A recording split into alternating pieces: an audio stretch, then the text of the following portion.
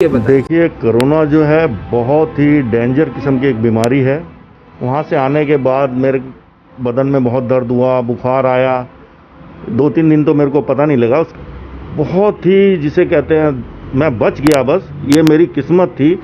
5 दिन में आईसीयू में रहा वहाँ पर, और वहाँ के आईसीयू के जो मैंने हाल देखे और हॉस्पिटल्स के मैंने जो कोरोना डिपार्टमेंट के, बाकी के नहीं मैं कह सकता, बस मेरे एक्सपीरियंस बड़े ही दुखदाई रहे वहाँ के।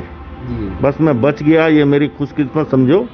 और मैं लोगों को भी ये कहना चाहता हूँ कि कोरोना बिना मास्क के ना रहें। इस देखिए, 4 दिन तो पहले मैं बुखार की दवाई लेता रहा, मेरे बदन में दर्द रहा, और जब बुखार की दवाई से मेरे कोई असर नहीं हुआ, भयंकर खांसी मेरे को हुई। उसके बाद खांसी के बाद ये लगाइए सांस में बहुत दिक्कत आने लगी। मेरे को ऑक्सीजन लगाया गया, बिना ऑक्सीजन के मैं 2 कदम भी चल नहीं सकता था। तो मैं ये बता रहा हूँ कि बिस्लरी की बोतल काट के मैं उसमें पेशाब करता था। ये मेरे संस्थान के एक्सपीरियंस है। किसी को कितना भी आप बुलाते रहो, कोई नहीं पूछता। वो गंभीर रोग थे, जैसे किसी को शुगर हो गया या और हार्ट पेशेंट हो गया, वो तो बचने का, और उसको कोरोना है तो मैं नहीं मानता कि जल्दी वो बच जाएगा। कोरोना को इजी गोइंग लेना जो है कभी कभी बहुत ज़्यादा दुखदाई हो सकता है, बहुत ज़्यादा प्राणदायक तक हो सकता है। इसी कोरोना को समझने के लिए हम कोरोना पीड़ित से ही मिलने आए, जो पहले कोरोना पीड़ित थे। पिछले एक साल पहले जो है कोरोना संक्रमित हुए थे, और उसके बाद जो है ठीक होके अपना व्यवसाय कर रहे हैं। लेकिन कोरोना की एक शर्त है कि कोरोना प्रभावित व्यक्ति से जो उसका नाम नहीं पूछा जाता, हम भी नहीं पूछेंगे। लेकिन कोरोना ने उनको कितना घातक, कितना असरदायक बनाया, उस टाइम पे वो कितना पीड़ा में गुजरे, उससे उन्हीं के से जानते हैं कि वो उनका क्या अनुभव रहा कोरोना पर।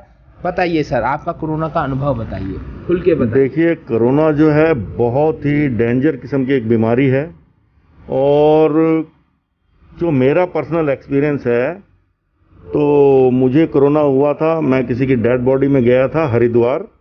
तो वहाँ मैं जिसके साथ संक्रमित हुआ वो कोरोना पॉजिटिव था। मेरे को पता नहीं था। लगभग 1 घंटा मैंने उससे बात करी। वहाँ से आने के बाद मेरे बदन में बहुत दर्द हुआ, बुखार आया। 2-3 दिन तो मेरे को पता नहीं लगा। उसके बाद जब मैंने जांच कराई, मेरी बेटी मेरे को एम्स ले गई। वो एम्स ले जाने के बाद के जो मेरे एक्सपीरियंस है वो मैं ही जान सकता हूँ, क्योंकि परिवार से मेरा वो टूट गया था नाता। और उसके बाद मैं एम्स में इमरजेंसी में एडमिट हो गया, और उसके बाद बहुत ही जिसे कहते हैं, मैं बच गया बस, ये मेरी किस्मत थी। 5 दिन में आईसीयू में रहा वहाँ पर, और वहाँ के आईसीयू के जो मैंने हाल देखे और हॉस्पिटल्स के मैंने जो कोरोना डिपार्टमेंट के, बाकी के नहीं मैं कह सकता, बस मेरे एक्सपीरियंस बड़े ही दुखदाई रहे वहाँ के। बस मैं बच गया, ये मेरी खुशकिस्मत समझो। और मैं लोगों को भी ये कहना चाहता हूँ कि कोरोना बिना मास्क के ना रहें, इसको हल्के में ना लें। जो ये कुंभ चला है, इस कुंभ में महामारी बहुत भयंकर तरीके से फैलेगी यहाँ पे, और कितने केसेज रोज़ आ रहे हैं। लोगों को सोचना चाहिए और इसे बहुत ही सीरियस लेना चाहिए। जी, आपको क्या आभास हुआ था कि कोरोना हो गया है, अब मुझे टेस्टिंग के लिए जाना चाहिए? किस तरीके से परिस्थिति से आप गुजरे, उसको भी ज़रा खुल के बता दीजिए। देखिए, 4 दिन तो पहले मैं बुखार की दवाई लेता रहा, मेरे बदन में दर्द रहा, और जब बुखार की दवाई से मेरे को कोई असर नहीं हुआ, तब मेरी बेटी मेरे को ले गई एम्स में उन्होंने देखते ही मेरा टेस्ट लिख दिया और मेरे को एडमिट कर लिया इमरजेंसी में। हालत मेरी बहुत ज़्यादा ख़राब थी। कोरोना में ये लगाइए भयंकर खांसी मेरे को हुई। उसके बाद खांसी के बाद ये लगाइए सांस में बहुत दिक्कत आने लगी। मेरे को ऑक्सीजन लगाया गया, बिना ऑक्सीजन के मैं 2 कदम भी चल नहीं सकता था। और ये लगाइए कि जब मेरे को वहाँ एडमिट किया गया, तो वहाँ के एक्सपीरियंस बस मैं आपको शेयर नहीं कर सकता हूँ, क्योंकि किसी संस्थान को बदनाम करना मैं अच्छा नहीं समझता हूँ। लेकिन एक्सपीरियंस बहुत ही ज़्यादा ख़राब थे। कोई पूछने नहीं आता था वहाँ पे बिल्कुल भी। इवन आपको मैं एक बात शेयर करना चाहता हूँ कि पेशाब आदमी जाएगा, वो ज़्यादा देर नहीं रोक सकता। तो आपको मैं ये बता रहा हूँ कि बिस्लरी की बोतल काट के मैं उसमें पेशाब करता था। ये मेरे संस्थान के एक्सपीरियंस है। किसी को कितना भी आप बुलाते रहो, कोई नहीं पूछता। मैं तो वहाँ के स्टाफ की भी एक बात की वो मानता हूँ, 8 घंटे वो लोग पीपी किट लगा के सेवा करते हैं, लेकिन फिर भी जब बहुत ज़्यादा मरीज हो जाएगा तो वो भी बेचारे क्या करें। तो इस टाइम स्थिति वो हो चुकी है कि हॉस्पिटल सारे फुल हैं, शमशान घाट में मरीजों को फूकने की जगह नहीं मिल रही हैं। तो इसलिए आदमी को अपने आप ही सतर्क रहना चाहिए, इससे बच के रहना चाहिए।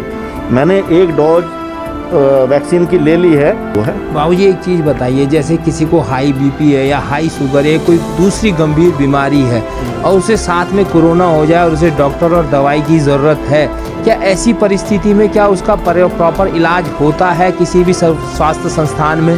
मैं नहीं मानूंगा जी। अगर किसी आदमी को कोरोना हो गया और ठीक ठाक कोरोना हो गया तो देखो जी, मैं तो अपनी किस्मत मानता हूँ जो कि मैं बच गया। उसका कारण है कि आपको एडमिट करेंगे, डॉक्टर तो आते नहीं है, पता ही नहीं लगता कौन डॉक्टर है, कौन सफाई कर्मचारी, क्योंकि उन्होंने किट पहनी हुई होती है, कौन स्वीपर है।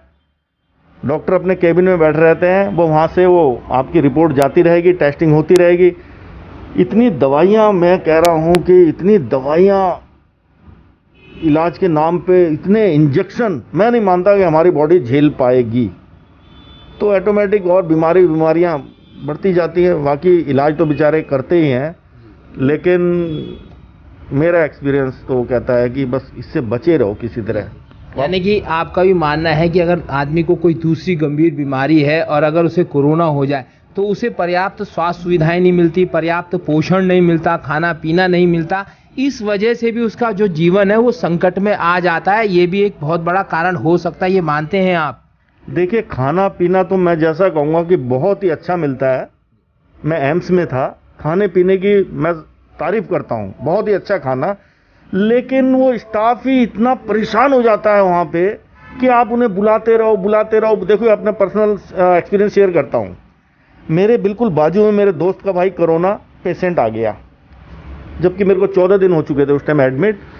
तो ये लगाइए कि उसको ऑक्सीजन में कोई प्रॉब्लम हुई, वो 11 बजे से चिल्लाता रहा बेचारा, और उसके बाद 2 बजे उसकी स्थिति खराब हो गई, ऑक्सीजन लेवल उसका बहुत ज़्यादा डाउन हो गया। उसके बाद वो स्टाफ आता है, लेकिन तब तक उसकी स्थिति बहुत ज़्यादा नाजुक हो चुकी थी। और इससे आगे का एक्सपीरियंस मैं आपको बताता हूँ। उसके बाद बेचारों ने बहुत पंप करके काफ़ी उसे बचाने की कोशिश करी, लेकिन वो 2:30 बजे के आसपास मर गया।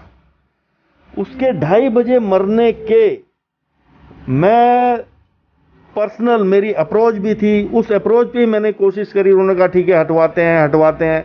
रात को 2 बज गए, वो मेरे बिल्कुल बाजू में पड़ा रहा, मैं डरता भी रहा। अच्छा, अब ये देखिए कि मेरे को दवाई डोज खानी थी अपनी, और डोज दिन से खाना तो खाया नहीं था, लेकिन दवाई खाने के लिए वो दवाई थोड़ी हैवी थी, मेरे को खाना जरूरी था। डेड बॉडी बगल में पड़ी है, मजबूरी मेरी कि मैंने 2 रोटी खाई, लेकिन उसे हटाने वाला कोई नहीं है, स्टाफ ही नहीं है जी। तो वो 2 बजे तक मैं रहा, तो 2 बजे तक वो बॉडी हटी नहीं थी। दिन में 2:30 बजे का मरा हुआ आदमी 2 बजे तक बगल में पड़ा हुआ है और कोरोना से मरा हुआ, तो बगल में कितना संक्रमण फैलेगा। तो इसलिए बहुत बड़ी महामारी है, इससे बहुत बच के रहने की ज़रूरत है। मेरा ये पर्सनल एक्सपीरियंस है जी। एक चीज़ और बताइए आप, जैसे कि हम लोग सुनते नॉर्मली डॉक्टर से, डॉक्टर कहते हैं कि जब कोई बीमार होता है तो उसे प्यार मोहब्बत की ज़रूरत होती है, आपसी अच्छा व्यवहार की भी उसको ज़रूरत होती है। एक तो कोई आदमी बीपी से, शुगर से या कैंसर से या दूसरी गंभीर बीमारी से ग्रस्त है और दूसरा उसे कोरोना हो जाता है, तो डॉक्टर का क्या वो सद्भाव जो है मरीज को दिखाई देता है और उस मरीज को जो है जो जिंदा रहने के लिए एक प्रेरणा पैदा होनी चाहिए, क्या वो प्रेरणा पैदा होती है कोरोना के संक्रमण के बाद?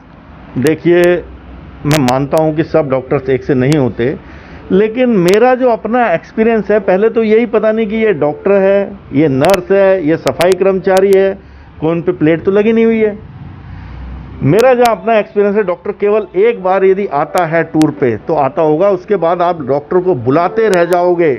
मेरा अपना पर्सनल तजुर्बा है, नहीं आते। आप कुछ भी बोलते रहो, उन्होंने जो नोट करके ले गए आप पे डिप चढ़ाते जाएंगे, चाहे आपको उसकी आवश्यकता है या नहीं है। प्रॉब्लम कोई सुन के राजी नहीं है, क्योंकि पेशेंट ही इतना है, तो वो बेचारे भी क्या करेंगे जी। तो मैं समझता हूँ कि बस स्थिति गंभीर है, किस्मत है, आप बच गए, नहीं तो। ये एक चीज़ और बताइए आप हमको कि क्या आदमी वाकई में कोरोना से ही मर रहा है या जो दूसरी गंभीर बीमारी, क्योंकि हमारी कई डॉक्टरों से पहले भी बात हुई है, वो कहते हैं कि कोरोना सिर्फ सपोर्ट करता है, जो गंभीर बीमारी होती है नॉर्मली आदमी जो है उसी से कैजुअल होता है। तो क्या आप भी मानते हैं कि जो कोरोना है वो सपोर्ट करती है बीमारी को, और डॉक्टर की जो संक्रमण का खतरा है वो वो भय के कारण जो है डॉक्टर ढंग से देख नहीं पाता, वो भी एक कारण हो सकता है?